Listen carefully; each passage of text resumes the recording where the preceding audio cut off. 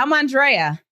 And I'm Christopher. And we're two friends who think it's so important for us to talk about race in America. Yeah, so I think it's important to start out by talking about the fact that, we're not experts. There's a lot of really smart, really learned scholars in this space out there. And, you and I both studied a lot of them, but, we're not on that level. We're on the level of thinking that, we want people to understand what it sounds like for two friends to talk about race. Because you don't hear that every day, do you? No, you don't. And what I think is great about our friendship is that, first of all, we're two amazing people who just so happen to be me, a Black woman, and you, a white man. Yeah. And, that really is the whole foundation for this transformation that needs to take place in America, right? It's for us to just actually be able to care about each other and establish relationships with each other and be willing to listen to each other with a compassionate heart, because nothing's going to happen until we do that. Yeah. And I just really want to emphasize what you said in the beginning when you said that we are not experts when it comes to the topic or the discussion on race. There are lots of people who have studied this topic and have taught it thoroughly, but we just want to basically share our experiences. And not only that, be the example of how people who have completely different backgrounds, not even from like an ethnicity perspective or racial perspective, but even our upbringing, the places that we've lived and the places that we've traveled, even our corporate backgrounds are different, and what you're doing today and what I'm doing today. We just want to be the example to show people that it is possible for people to come together, for opposites to come together and have a conversation about this. And what's really important for us to bring up is that this is our first time doing this. This is our first time coming together, and we're going to mess up. We're going to make mistakes. We may say things that will feel wrong on the surface that you may disagree with, right? Like you may say something that I disagree with. I may say something that you disagree with, but we can use those opportunities as teachable moments. You know what I mean? Well, I do, and I agree. And I know that as, person of European origin who's never really talked a whole lot about race in my life, just because I've never had the opportunity to. I've never been forced to. Unlike you, it's not something that I live in my daily consciousness every day. Right. So I am going to say stupid stuff, right? But just like all of the white people out there in America who might have a really good heart, but they're struggling with how to engage on this topic. Yep. And so, I claim the right to my stupidity.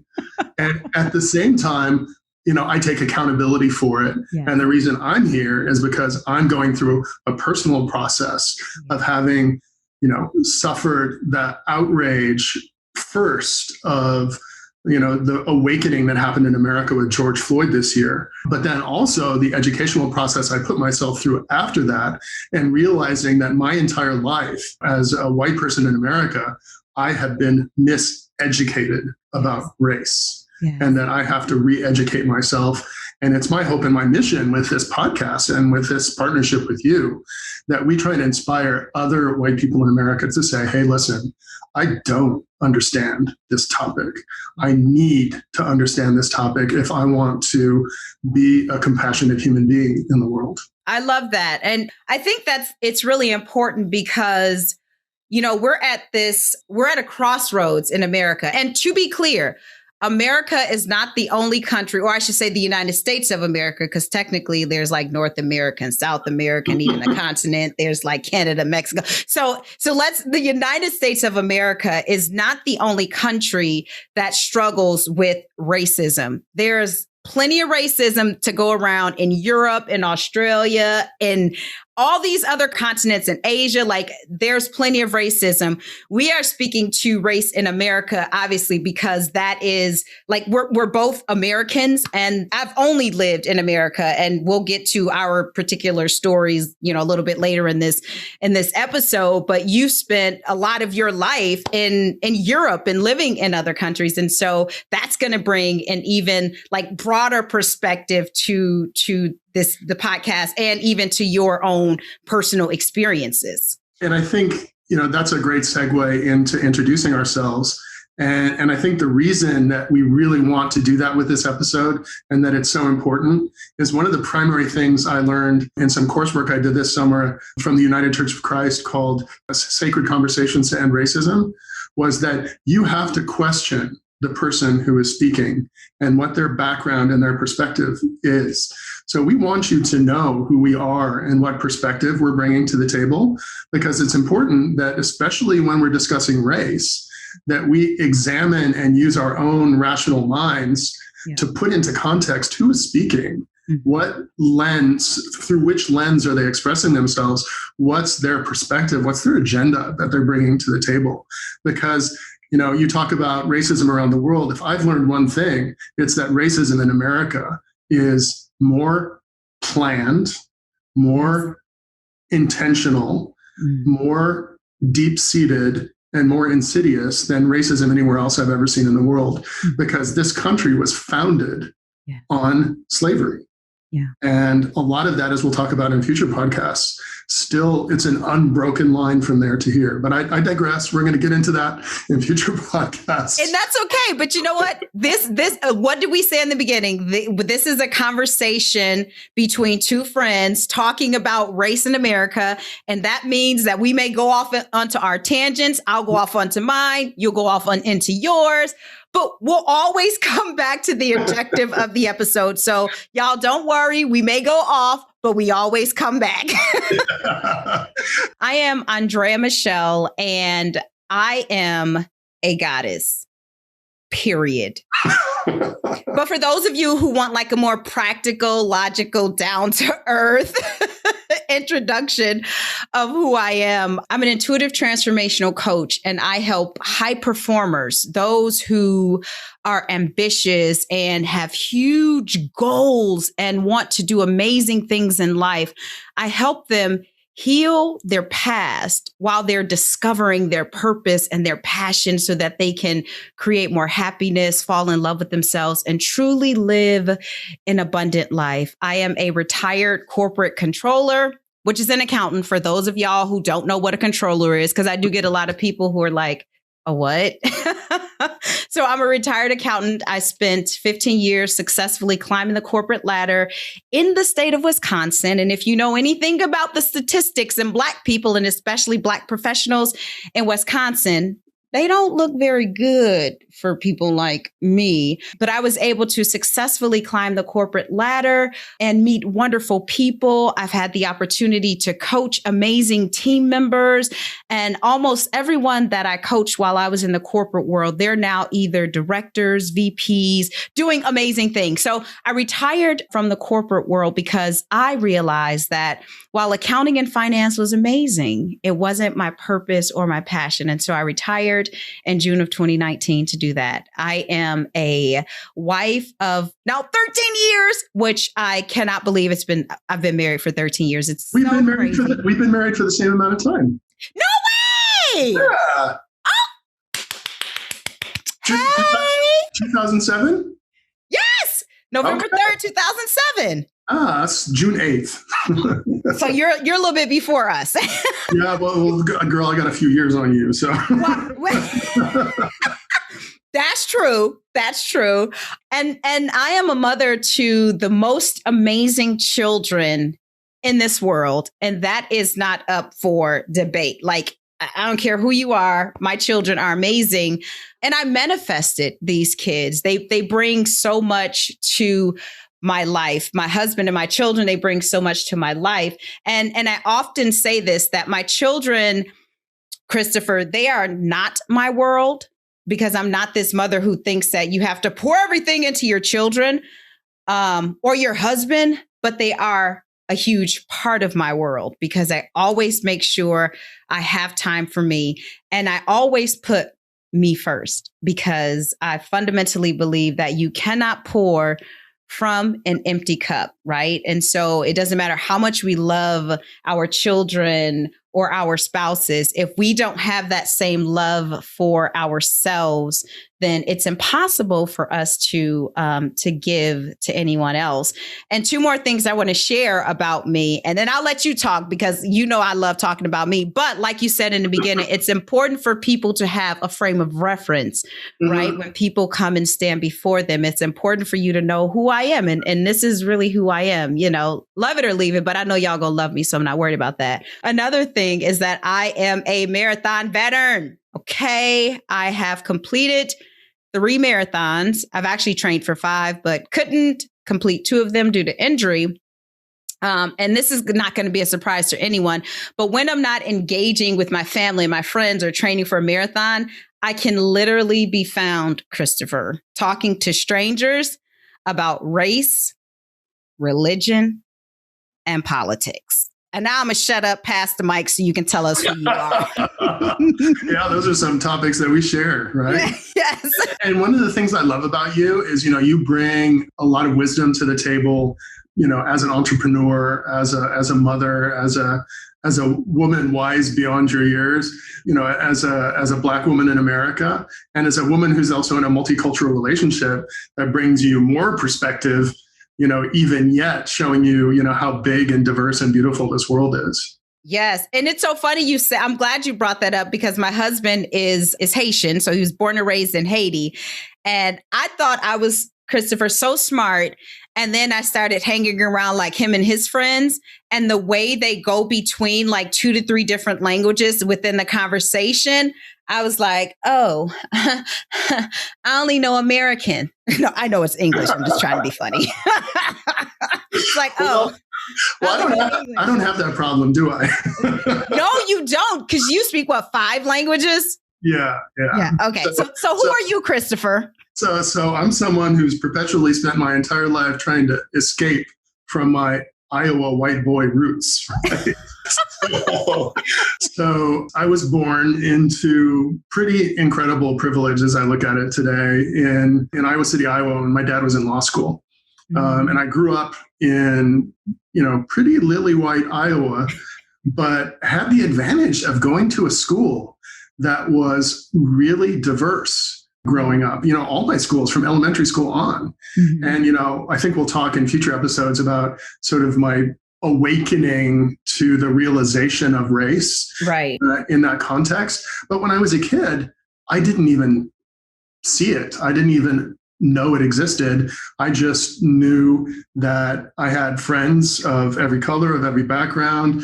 We had Cambodian refugees, we had foreign exchange students, we had all sorts of people in school. And I just sort of loved them all, And, and I even came home and declared my love in junior high school to my parents for a Black girl who was a best friend of mine. Really? And this is, of course, before I got gay. I love it. But that was really my first introduction to, the topic of race, because, oh my God, did they freak out. Really? Yeah. And it wasn't about me. It wasn't about who I thought I loved. Right. It was about, but think about the children, right? The discrimination that they'll face. And I was like, what, from people like you? And I have to tell you, to this day, actually today, my father especially is on the same journey that I'm on right now. Wow. And he's, we're members of the United Church of Christ. We have been our entire lives. That's really formative in who I am as a person, because that is maybe one of the most progressive Protestant denominations in America. Yeah. And it's all about justice. Yeah. And it's all about God's love for all. So that's fundamentally who I am and why this topic is so important to me, because when I see injustice out there, it's just runs so counter to my character. It makes me crazy. Yes. And so this podcast for me is an effort to want to do something about that. But, my whole life, I've sought out that diversity. I started learning Spanish when I was 12. Wow. On your own? Now, was it on your own? So you know how sometimes they had those after school classes at school where you could go and, you wanted to learn how to make pottery or to speak a language. Yes. So I did that. And I found out I'm someone who's always, really thrived on adult approval. because I'm a little fat kid, right? So didn't feel very good about myself as a kid, still struggle with that today. But one of the things that made me feel better about myself is, intellectual achievement and, having adults recognize who I am. And so as an adult, I'm aware of that. And if that gets out of hand, I can have a chat with myself and say, hey, you know what? You're good enough. Don't worry about it. Yeah. But Spanish was one of the first manifestations of that. And I found myself getting really good at it. And I was fluent by the time I was 15 or 16. I started going into Japanese. I started going to other languages. And that eventually led me, long story short, through starting in corporate America as a marketing guy, and then living 21 years of my life, 22 actually, in northern Spain, Amsterdam, Lausanne, Switzerland, etc. Wow. And, So how many countries total have you lived in? So US, including Washington, D.C., which I loved, Spain, Switzerland, and the Netherlands. Wow. And, all of these countries have their race issues like you identified, but they're so different. And America is so unique in all of this. And I think that really gave me a strong lens through which to see this issue with a little bit more perspective than I would have had if I never would have left the US. So, random stuff. I love to sing. I'm deeply spiritual. I identify as Christian, but, I think those labels are pretty unimportant. As long as you have compassion and unconditional love in your heart, you're okay by me. Yes. And anything else I think in this discussion would be unimportant, except for saying that I am married to a wonderful Dutch man who I've known for 23 years and married to for 13, who is the shining light of unconditional love in my life. And I have to say, before you even go further, that is so true about Wilbert, because I met him. We'll get into, how that all transpired later. But his spirit it's love. His spirit is the epitome of love. He is truly an amazing man. Okay, you can finish talking about him now. Yeah, and it's really interesting to see race through his eyes, because he's from rural Netherlands.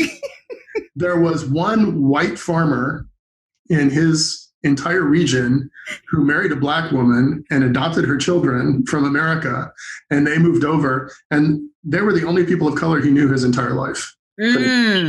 And so to see all of this through his lens and to find out, since we moved back to the United States 2 years ago, which is important also for context, to find out how he processes the topic of race in America coming from such an innocent perspective. Yes. But at the same point, very thoughtful and very intelligent. Yes. So I agree with that. So that's taught me a lot about how to look at this issue. So, we're going to say. I think it's important. I'm glad you brought that up, because I think it's important, because some people like to use the excuse that the reason why they're racist, and again, we'll talk about this much more in later topics, is because, well, I didn't know any Black people, right? I didn't know any Mexican people. I didn't know. But in Wilbert's experience, he didn't either. But like you said, the way that he approaches it, it's so sensitive, and it is so intentional, and it's so thoughtful. And anything that he says, it's so hard because it's coming from a true place of love. It can't be perceived as offensive or whatever, because it is coming from a place of love. Even without knowing him, you can tell that about him. Yeah, and I think that's a really good point, Andrea, for white people who are listening to this and they're struggling with, how do I engage with my Black friends, or how do I even engage with people of color who aren't my friends, but that are willing to talk to me about this topic without making mistakes? Yeah. And I think the first and most important thing is, if you're coming from a good place in your heart, you're not seeking attention and trying to signal virtue. You're trying to do the right thing. You're trying to understand, and somebody else is willing to engage with you, because they might not be, Right. because you ain't my Department of Caucasian Education, right? No, I'm not. No, I am not. You're not responsible for that. No, I am not. but if we have a relationship and you're willing, yep, that opens space for me to make mistakes, say stupid stuff, listen to your perspective, correct, understand, do better next time.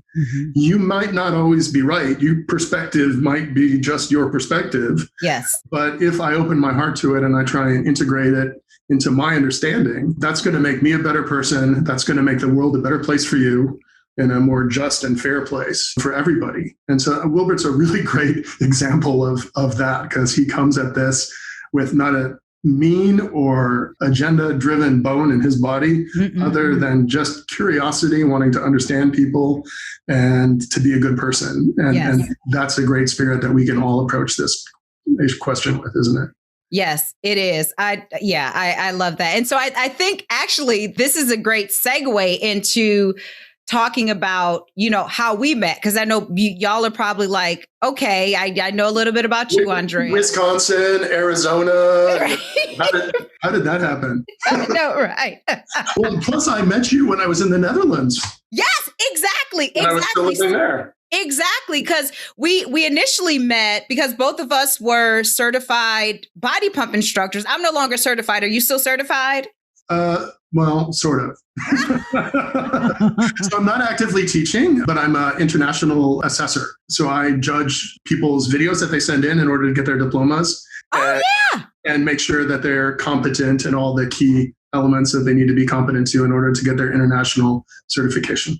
Gotcha. Okay. So that's how we initially met, because we were both certified instructors, and Christopher set up this Facebook group. So for everybody who's like, oh my gosh, social media sucks, Facebook sucks, like it really doesn't. If you are intentional with your usage on social media, it doesn't matter what the platform is, it can be so helpful.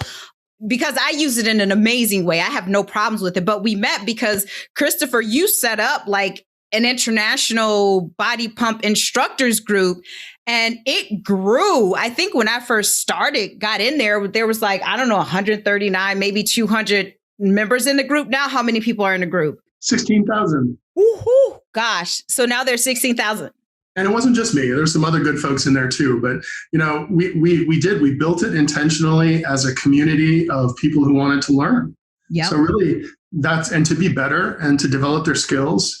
And what I really noticed about that is when you do that, you attract people who are, especially group fitness instructors, because we teach to everybody. We love everybody. Yes. Right. Yes. And when you have that common goal, it doesn't matter where you came from. It doesn't matter what color your skin is. It's everybody is about being, reaching common objectives together. And it's a really beautiful community. And that's how we met. And then I started seeing some of your posts and I checked out your news feed and I said, okay, Miss Andréa's got some things to teach me, I'm pretty sure here. So I friended you and I started following all your coaching work and the great wisdom that you dispense there. And then, slowly but surely, we got to know each other a little bit better, mostly just through our posts, not even by talking. But then this summer I called you. You called me, and what'd you say? Tell them what you said. Well, first of all, it's not like I was sitting around thinking after I did this, 5-week course on racial justice and said, okay, I need to go out and find me a Black woman to do a podcast with. Right. Of course, if that had been your intention, I would have picked it up and said no right away. So I know that was not your intention. And I was super conscious about the fact that, who could be my partner? Because I want to do something. Yeah. You sit at home watching CNN in suburban Phoenix, right, surrounded by a sea of whiteness. And it's like, I can't even go out and just be nice to somebody.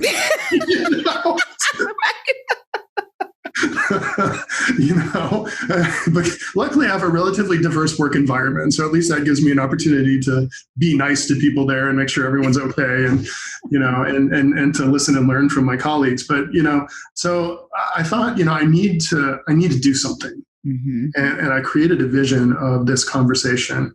And then you just sort of popped into my head as someone who could be, both partner and teacher. to me in this process. And of course, I needed to find out, were you down for this or not? Was this something you felt called to? And I did not assume for a second that you would feel called to do it with me. Right. Right. Who am I? You're Christopher. Yes, ma'am. So we had lots of discussions, and we spent hours on the phone with me sitting in the supermarket. The conversation just went on. And, at a certain point, it just clicked for me. I said, you know what? We can do this. Yes. And I have to say that, kind of like what you said in the beginning about when it comes to race in America, it is not Black people's responsibility. It is not Native Americans people's responsibility. It's not Hispanic, Latinx, that community. It's not their responsibility to teach white people about race, whether it's in America or anywhere else. And so I never feel obligated to educate white people on race, right? Like that's not even who I am. I didn't create it. Listen, you want to get better, you need to do your own work. That being said, though, and again, in future episodes, I'll share my personal experience about, race and racism and all of that, because I had to heal my own trauma as it relates to race and racism. I now have a pure desire to talk about it. And my approach is not to spoon feed you information, right? As a leader, as a coach, I'm not going to spoon feed you information, but I will ask the questions, or have you ask yourself questions so that you can marinate on that and then go out and do the research to come up with your own answer. And then once you've done the research, then we can come together and we can discuss it. And the reason why I said yes to partnering with you is, again, going back to how we followed each other on Facebook and just checking out how we interact and seeing how you responded to certain conversations that, may have taken place on your posts, as it relates to racism and injustice and some of the things that you said. I knew that even coming with you, and I know you said that I could teach you, which of course I don't have a problem with that, but I knew that anything that you brought to the table, you're bringing it to the table because you've done the research first. Right. And now you're open to this discussion so that not if, but when you do say something stupid, we can have a discussion on it, and you're not going to take it personally like, well, I'm trying to do the best that I can. And, you're not going to look at it from that perspective, but you're going to sit back and, think about what it is that I'm saying and use your critical thinking skills, right? And do additional research if you have to. And so I knew that, doing this with you, this podcast, that it was going to be a safe space for me where it's not going to be emotionally, mentally taxing and exhausting. Oh, there it goes again.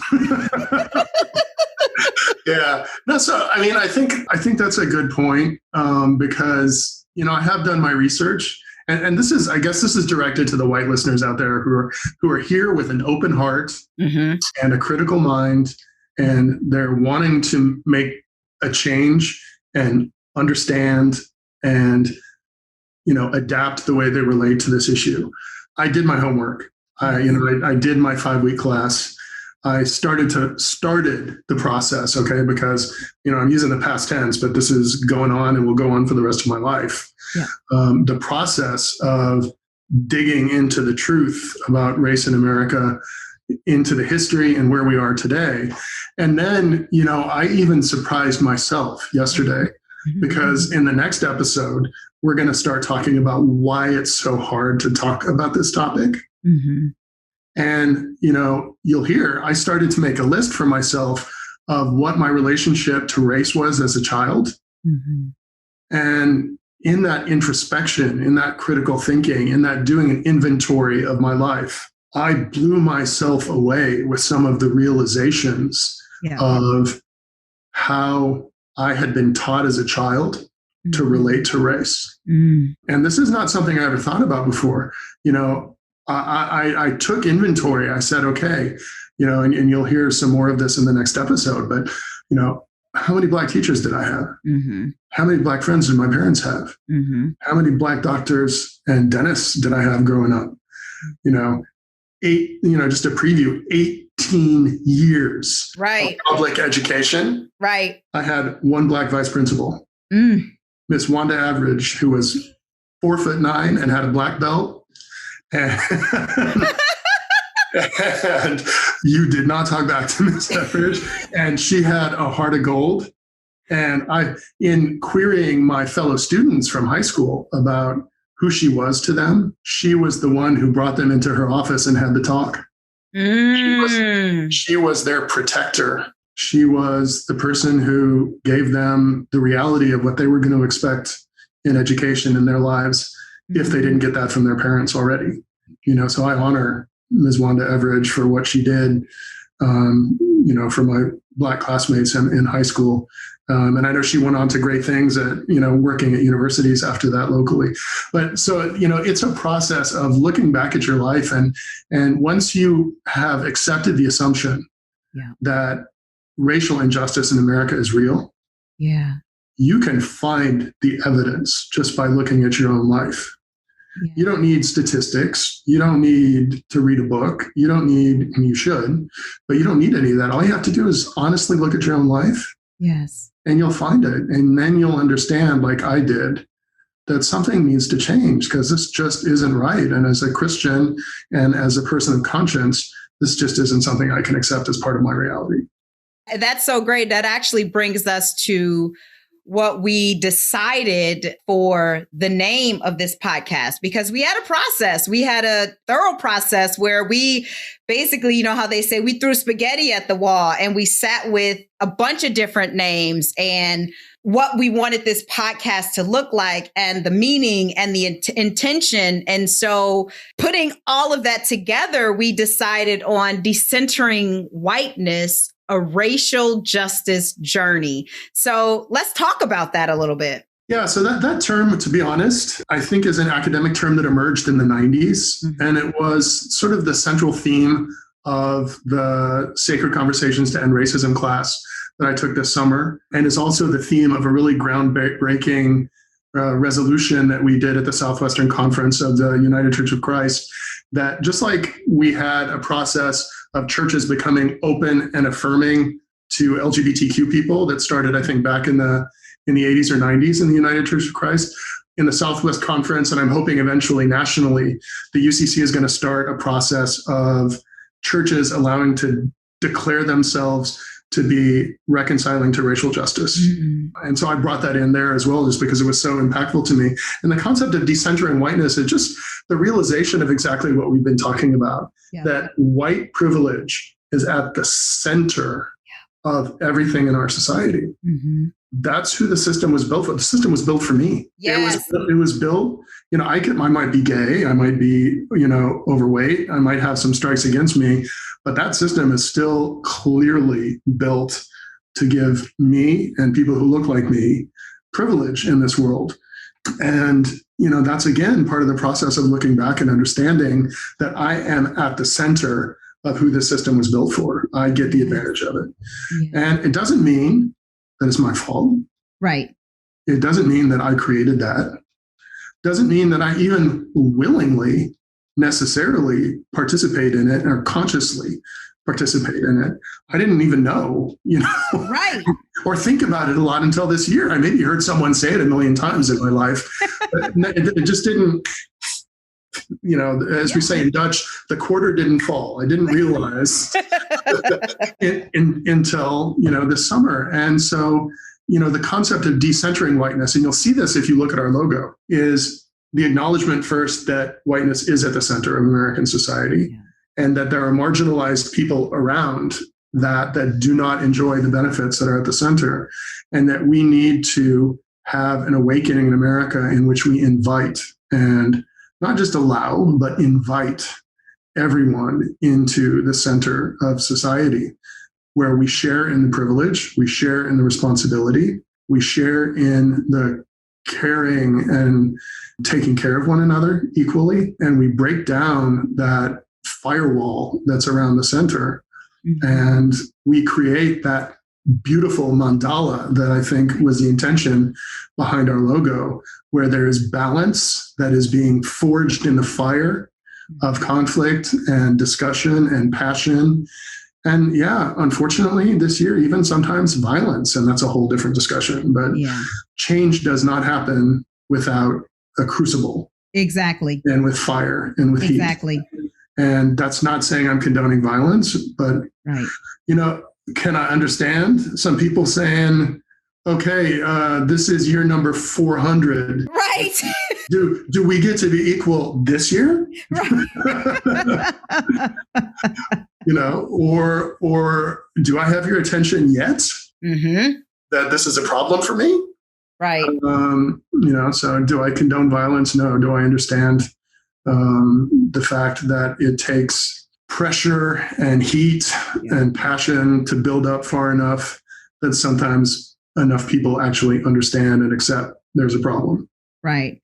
I want to go back to something that you said, because I think it's important to just like reiterate this point that when it comes to white privilege, right, it has nothing to do, the idea of privilege has nothing to do with like how hard you did or didn't work.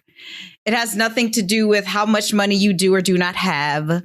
It has nothing to really do, when we think of the definition of privilege, it has nothing to do with that, except the fact that if you were born white in America, and if you are a white man in America, the system is already set up to support you and all of your ideas.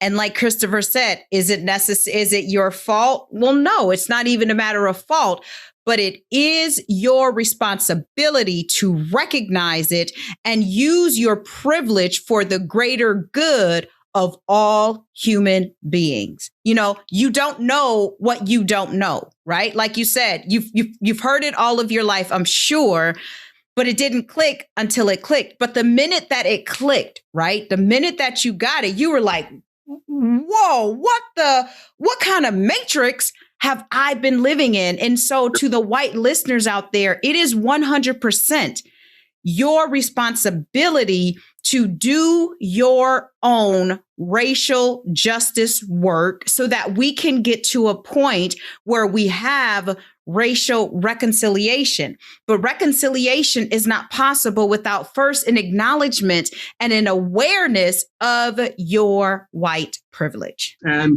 that I would say, because there's a whole bunch of people out there right now saying, hey, wait a sec, I'm white and I'm poor and I'm generationally poor and I don't have any of that privilege you're talking about. Well, I would argue, put you on a totem pole with people of color and you're still on top. Exactly. And, I have family that fall into that category, and they believe that because they work hard, and they do, that there's all sorts of people out there trying to make excuses about why they should be able to live off the government and be on welfare and all that kind of stuff. And that's unfair because they work so hard. Well, you got a job. And I hope they know that more white people are on welfare than black people, but go on. Yeah, just put that out there. And I'm not going to say I know any of the statistics about that. I'm just going to say that I'm convinced that if you're born in a white body, that you do, no matter how poor you are, no matter how unfortunate you are, you're wearing a white flag of privilege. Yeah. That will open doors for you that it won't open for other people. Now, is that always true? No, of course not.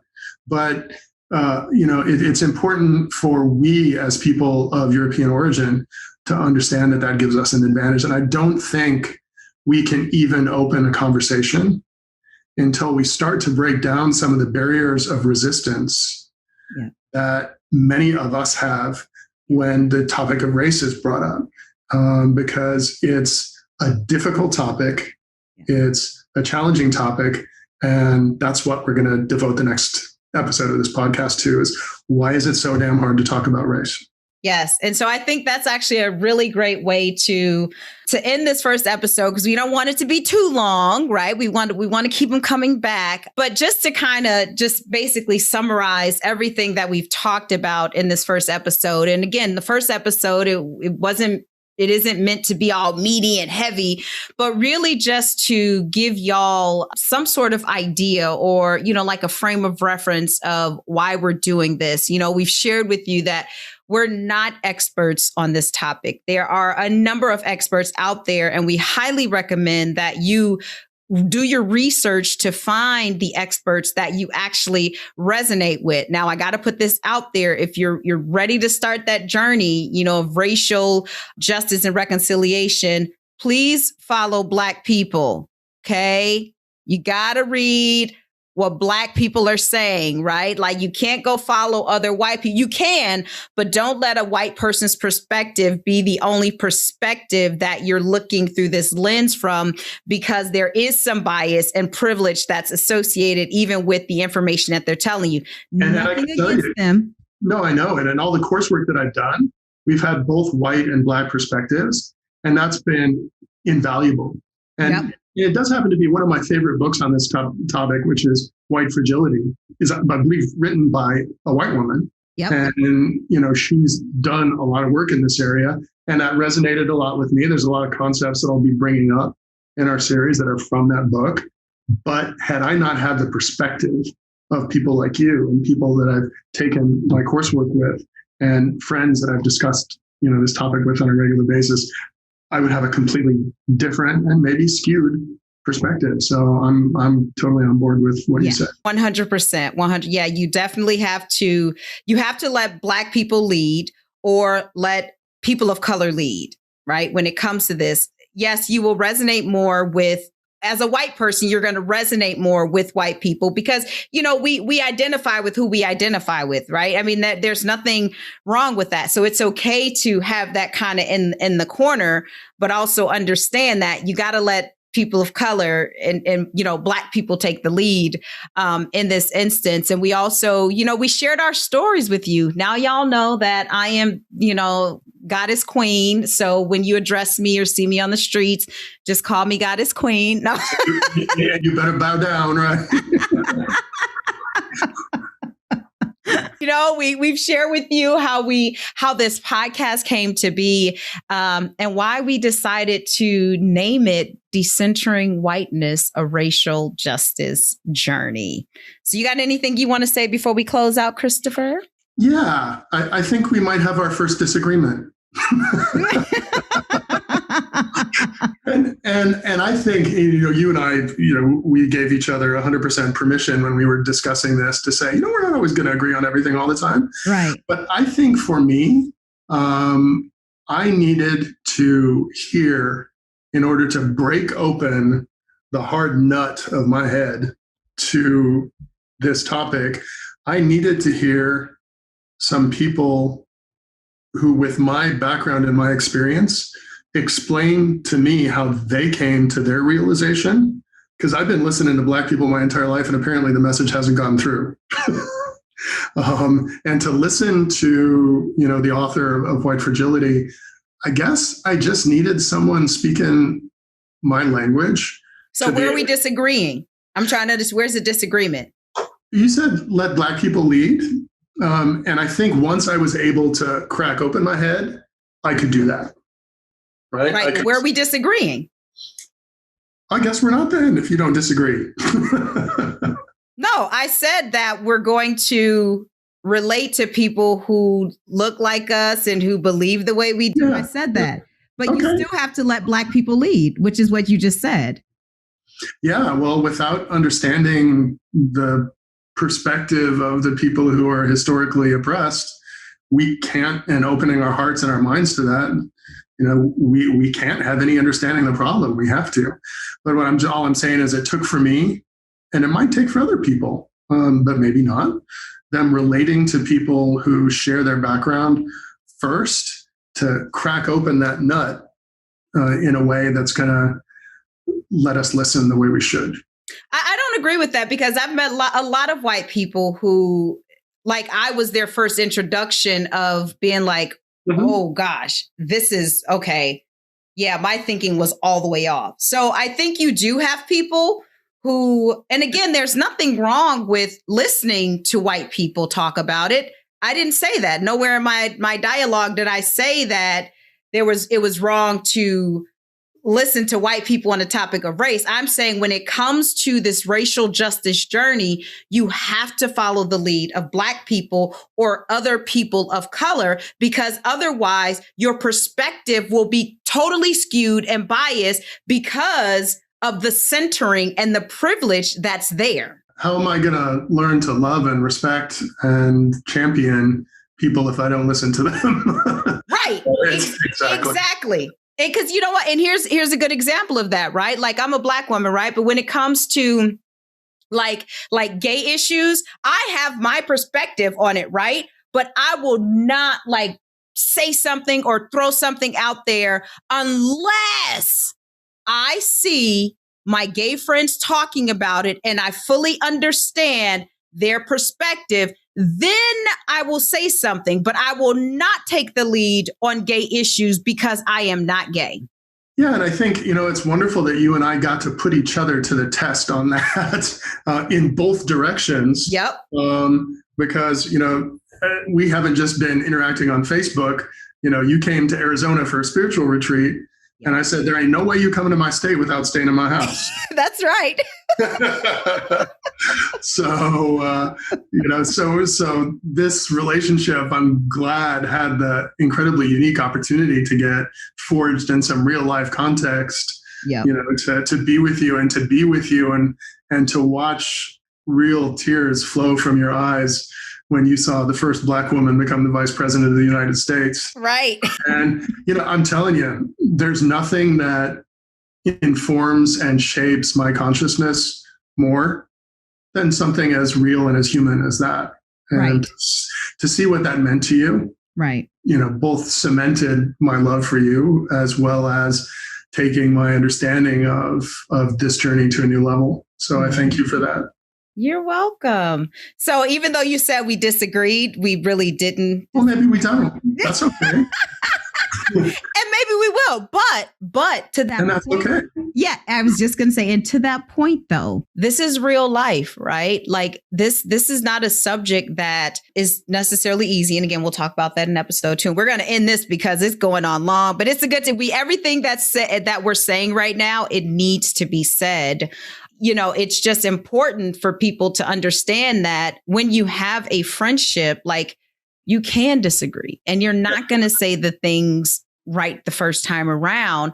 But the important thing is that there's a mutual love and respect for each other. And then we can ask the questions and get a better understanding of one another. So thank you, Christopher. I'm so glad we're on this journey together. And I am just so looking forward to what's to come next. Yeah, I am too. And this is such a way to start. And, and I thank everyone for listening to us, because if you've made it this far, then clearly you're committed to changing your heart or developing your consciousness or whatever good things are going to help, increase the opportunity for liberty and justice and all for all in this country. And that's only a good thing. So we look forward to you joining us for our next conversation. Bye, y'all. Bye, all. Have a great time. Bye.